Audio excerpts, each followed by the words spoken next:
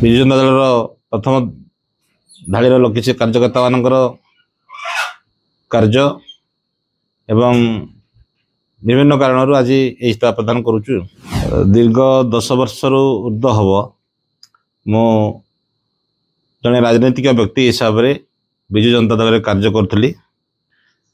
आज मोर किसी व्यक्तिगत कारण जो विजु जनता दल मोर प्राथमिक सदस्य इस्तीफा प्रदान करुच्ची।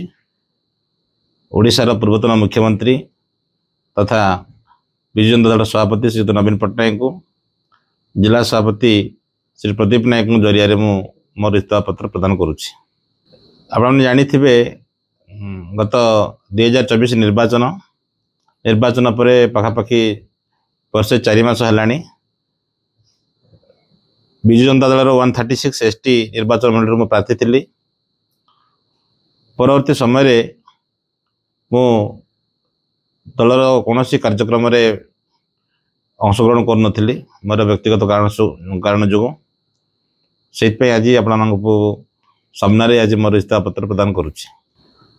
दल तरफ जो बड़ी भाव निर्वाचन पर विजु जनता दल आभ्यंतरण समस्या देखा दूची। आपण मैंने एड़ा अचपा नुह समग्र ओडिशा रे राज्य रे पांड्यान सारंगर एवं अन्य वरिष्ठ नेता मान सहित जो प्रकार भाव मतांतर चली निश्चित भाव विजु जनता दल एक आगामी दिन शुभंकर नुह ये तो कारण एवं निश्चित भाव दलर किसी विजु जनता दल प्रथम धाड़ीर किसी कार्यकर्ता मानकर कार्य एवं विभिन्न कारण आज इस्तीफा प्रदान करुचु। वर्तमान सुधा कौन निष्पत्ति करना किंतु निश्चित भाव में समाज में आम लोकों काम करवा। गत पाखापाखि 25 वर्ष है मोर राजनैतिक जीवन एवं छात्र जीवन अखिल भारत विद्यार्थी परिषद कार्य कर आसुची एवं ये पंचायत समिति रे ये ब्लॉक रे मु निजे ब्लॉक चेयरमैन थी। परवर्त समय ब्लॉक जिलापद मेंबर थी एवं मो सहधर्मिणी श्रीमती पूर्णासी नायक भी 2 थर ब्लॉक चेयरमैन होती सरपंच थे। आज भी रायगढ़ लैम्प सोसाइटी तार सभापति कार्यनिर्वाह करुच्ची गत 2 दशंधि है एवं आज भी ओडिशा सरकार टीडीसीसी वर्ल्ड जड़े मु निर्देशक भाव में कार्य करुच्ची।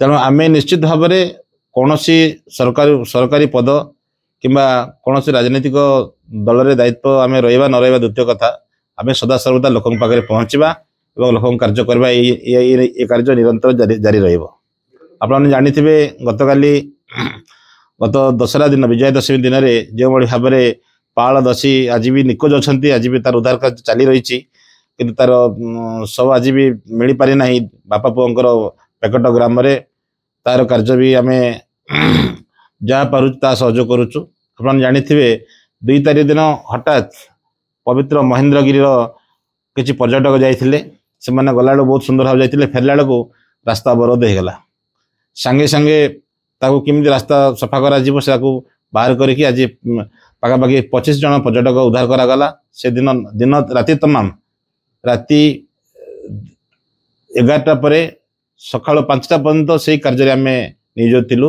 तेणु आम दायित्व रहा कौन पदपदवी रहा न रहा कौन कारण ना आम लोकों काम करवा कौन संदेह ना लोकों सेवा कार्य निरंतर जारी रही।